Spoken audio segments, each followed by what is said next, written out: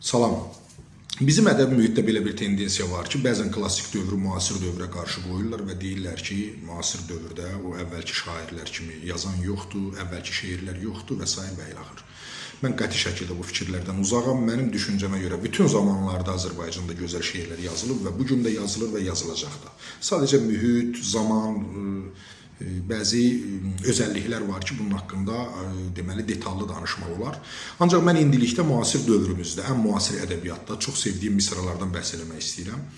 Onların birincisi Akşin Yeniseydə olub, onun bir misrası var idi. İçdiyi suların alnından öpər atılar. Mən bunu oxuyanda doğrudan da heyran qaldım və düşündüm ki, insanda nə qədər yüksək həssaslıq ola bilər ki, belə bir incə detalı müşahidə eləsin, eyni zamanda bu müşahidəni bu qədər gözəl ifadə eləsin. 3-4 kəlmə ilə içdiyi suların alnından öpər atılar.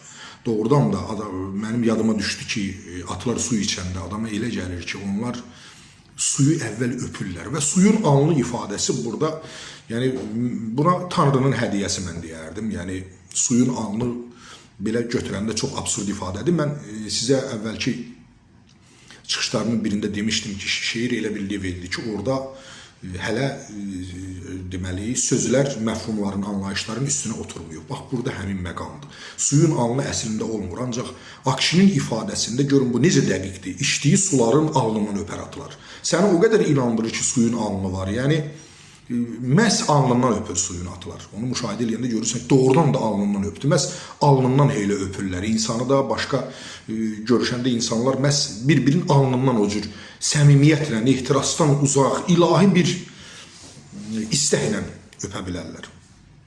İkinci nümunəni Ali Qəloğlu'da görmüşəm. Mən həmişə uğurlu misraları nəyə bənzədirəm? Bu Kəbə daşının ətrafında təvaf edən insanlar həmişə çalışır ki, əlləri qara daşa dəysin. Ancaq gərdiş, o insanların fırlanması, o təvaf eləməsi çox vaxt sənə imkan vermir ki, oraya yaxınlaşasan da.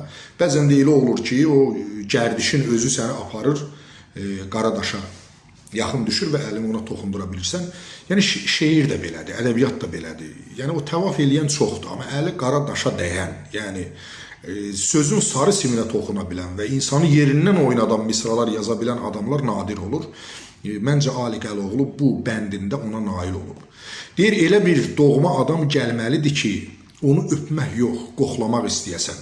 Yanında olduğuna əmin olmaq üçün əlini üzünə qoyub yoxlamaq istəyəsən. Fikir verin, təkrar edirəm. Elə bir adam gəlməlidir ki, onu öpmək yox, qoxlamaq istəyəsən.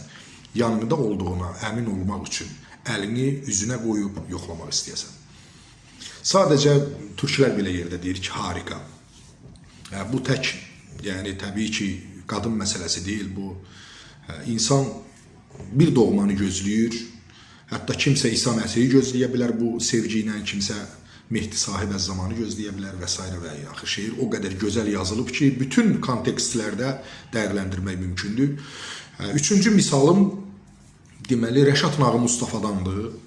Onun məşhurdur o misrası, sosial şəbəkələrdə də çox geniş yayılır.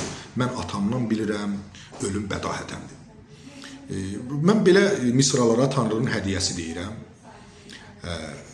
Doğrudan da Tanrının hədiyyəsidir.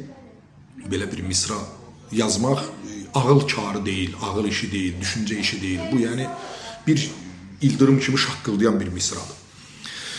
Daha sonra ən gənc müəlliflərdən El Romanın bir misrası mənə çox təsir eləmişdi. Bu misra belə idi. Mağara dağların əsnəməsidir.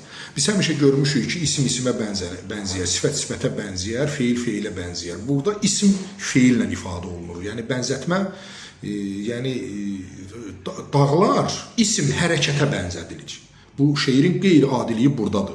Amma bundan daha çox qeyri-adi olan ümumiyyətlə şeirin ifadə tərzidir ki, bunu məhz yüksək bir şairanəli ilə ifadə olunub.